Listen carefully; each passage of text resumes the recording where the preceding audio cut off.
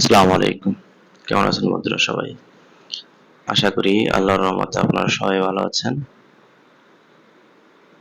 আহ, আজকে সকাল থেকে একটা ভিডিও দেখছি তাসকিনের গুমকাণ্ড নিয়ে। অনেকেই ভিডিও করেছেন, বিভিন্ন গল্প তৈরি করেছেন। তো দেখা গেল যে প্রতিটা গল্পেরই কোনো না কোনো মাধ্যম থেকে আসছে, আর প্রতি একজন আরেকজনকে কলুর বলদ বানানোর চেষ্টা করছে।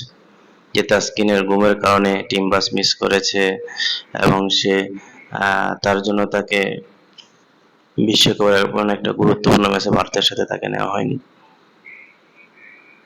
আবার তাসকিন তার ভেরিফাইড পেজে বলেছেন যে আসলে সে ম্যাচ শুরুর 20 মিনিট আগে গেছে।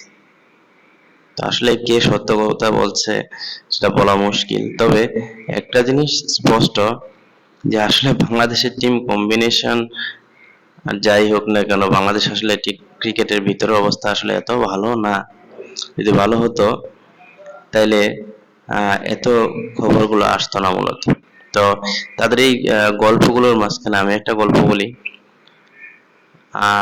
একবার রাজা চিন্তা করলেন যে তার মেয়েকে বিবাহ দিবেন এমন একটা ছেলের সাথে, যে ছেলে একটা পুকুরে সারা রাত্র কাটাতে পারবে শীতের রাতে। তো যে সেই অনুযায়ী তিনি আহ ইনভাইট করলেন বিভিন্ন রাজার ছেলেদের। তো রাজার ছেলেরা আসলেন। তো যখনই তারা শর্ত শুনেছেন তখনই আসলে কেউ রাজি হচ্ছিলেন না, শুধু একজন রাজি হলেন যে হ্যাঁ ঠিক আছে, আমি রাজি, আমি পারবো। তো যেই কথা সেই কাজ। সে রাজি হলো, সে একাই নেমে গেল পুকুরে সারা রাতটা কাটিয়ে দেওয়ার জন্য। ওখানে আসলে কেউ ছিল না, একা পুকুর। পুকুরের সাপ বিচ্ছুরও ভয় ছিল। তো যাই হোক, সে কোনো মতো সাথে সারা রাতটা কাটিয়ে দিল। যখন রাজার শর্ত পূরণ হলো, যখন সে তার মেয়েকে দিবে, তার আগে রাজা জিজ্ঞাসা করলো যে তুমি কিভাবে কাটালা, সারা রাত্র কিভাবে তুমি কাটালা, কিংবা কিভাবে পারলা, তোমার কি একটু ভয় হয়নি নাকি?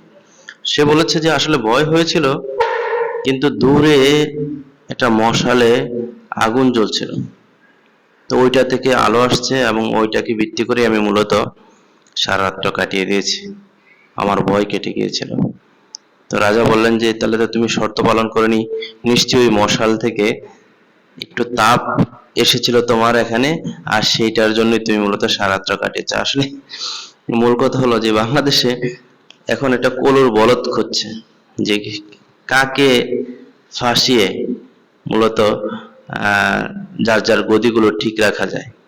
সেক্ষেত্রে আমাদের হাতুড়ি, অপন কাক্কু, ওনারা মূলত তাসকিনকে সেই কলুর বলদ বানানোর চেষ্টা করছে। এরকম আমরা আগেও দেখেছি যে তারা তদন্তের তদন্তের নামে একটা তদন্ত বোর্ড বসিয়ে দেয়, দিন শেষে আসলে সেটার আলোর মুখ দেখে না।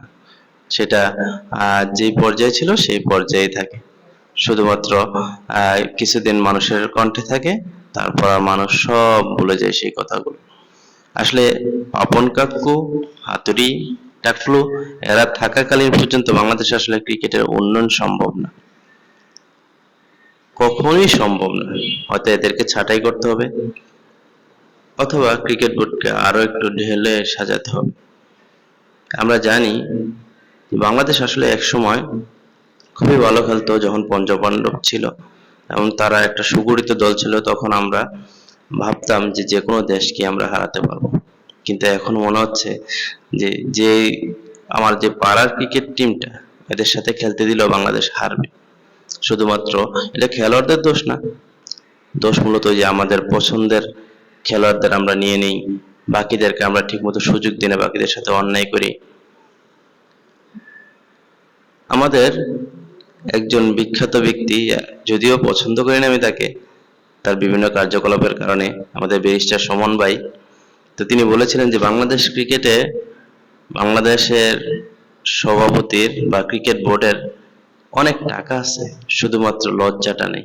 আসলে শুধু লজ্জাটা নাই, লজ্জা থাকলে পাপন কাক্কু এতদিনে অনেক আগেই তিনি ছেড়ে দিতেন তার পদটা।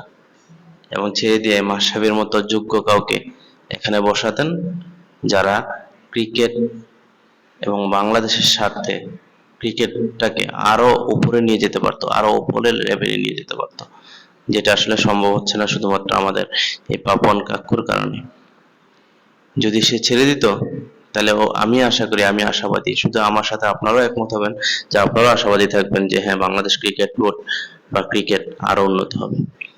যাই হোক, দিন শেষে আসলে আমাদের আক্ষেপের জায়গা রয়েছে যে আসলে আমাদের ক্রিকেট বোর্ড এরা কখনো ছাড়বে না। বাংলাদেশে আসলে এরকম ইতিহাস নাই।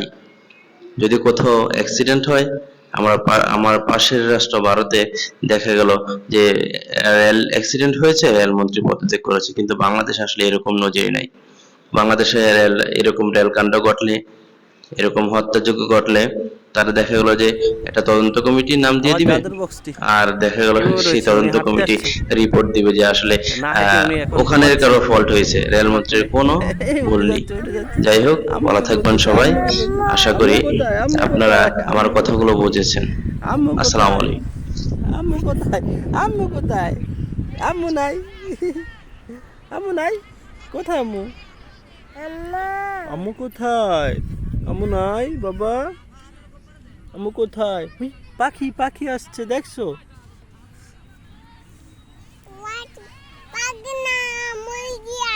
এটা মুরগি না, এটা বক।